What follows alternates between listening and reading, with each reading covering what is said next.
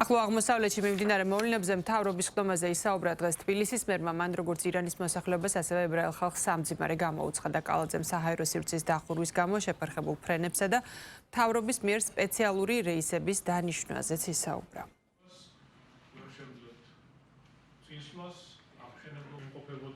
ახლო აღმოსავლეთის რეგიონში არსებული ვითარებიდან გამომდინარე მთელი რიგი ქვეყნების საჰაერო სივრცე დაიხურა.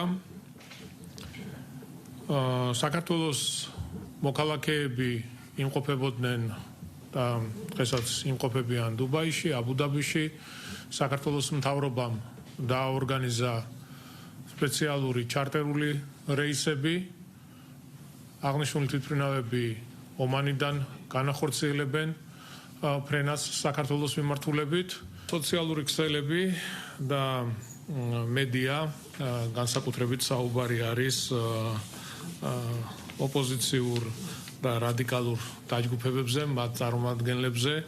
მთელი ამ დღეების განმავლობაში უამრავი სისრუე, უამრავი ცილისწამება, უამრავი სიბინძურე, ყველაფერს კადრულობენ და ყველაფერს აკეთებენ. შემდეგ უკვირთ, რატომ იმყოფებიან იმ მდგომარეობაში, რა მდგომარეობაშიც დღეს არიან.